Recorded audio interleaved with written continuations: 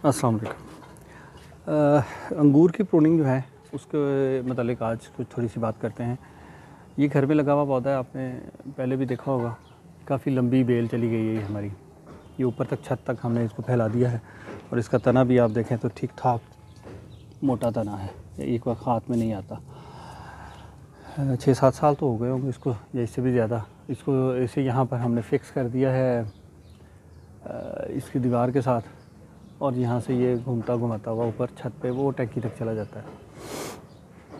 असल जो इसकी प्रूनिंग होती है वो ब्लैक नार्क है। ये है हमारे पास सुंदरखानी पिछले साल इसने 3-4 साल के बाद कोई 3-4 खोशे लगे थे इसे, लेकिन उसके बाद लास्ट ईयर इसको कोई फल नहीं लगा। अंगूर की प्रूनिंग का तरीकाकार ये होता है कि ज़मीन से 6-7 फीट के फासले पे हाइट पे जाके तो इसे काट दिया जाता है। इस हाइट पे भी अगर आपने काट दिया है, जो कमर्शियल काम करते हैं जहाँ बागात होते हैं वहाँ पर वाई शेप पिलर आपने देखे होंगे, उन पिलर्स के साथ फिर राइट एंड लेफ़्ट तार बांधकर इसकी एक दो शाखों को चला दिया जाता है, फिर उसके ऊपर फ्रूट हासिल किया जाता है। इससे फ़ायदा ये होता है कि जो फ्रूट है वो नंबर ऑफ़ फ्रूट्स कम होंगे, लेकिन उसका खोशे का साइज़ जो है वो बड़ा होगा, उसके अंदर अंगूर बहुत ज़्यादा होंगे। तो जिस तरह हमने लंबी कर ली है वो बेल, उस तरह ये होगा कि खोशे जो हैं, गुच्छे जो हैं वो तो बहुत ज़्यादा होंगे, लेकिन छोटे छोटे और साइज़ भी उनका छोटा होगा। तो कमर्शियल चूँकि बेचने के लिए खूबसूरती होती है कि बड़ा गुच्छा हो और उसमें उसकी खूबसूरती है, उसकी कीमत अच्छी मिलती है, इसलिए इसको यहाँ से काट देते हैं। काट के एक दो शाखें छोड़ देते हैं और उस पर भरपूर फल लिया जाता है। ये सुंदरखानी है, इसे तो हम ऐसे ही काट देंगे क्योंकि ये अभी हमें कोई रिज़ल्ट नहीं दे रहा। लेकिन ये वाला जो है ब्लैक नार्क का हम यही करेंगे कि इसको भी ऊपर छत पर रहने देंगे। यहाँ से ये एक शाख जाती है, यहाँ जाके तकरीबन 2 हो जाती हैं, ऊपर जाके तो 6-7 शाखों में तक तब्दील हो जाती है। तो इसे इंशाल्लाह आज बिल्कुल गंजा कर देंगे, ताकि अब इसका मौसम स्टार्ट हो रहा है।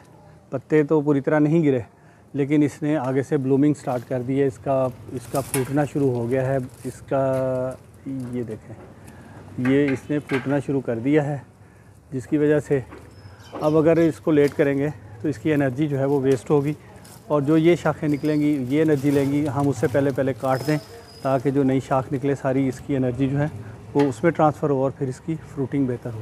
तो इंशाल्लाह वो भी आपको दिखाएंगे कि इस साल इसका फ्रूट कैसा आता है।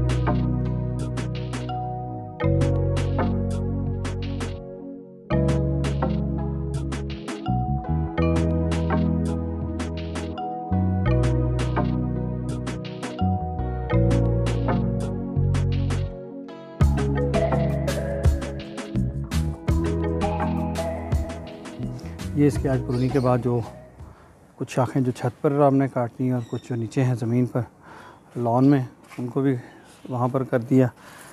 लेकिन आज बहुत थका दिया इसने, बहुत हैवी, वज़न बहुत ज़्यादा है।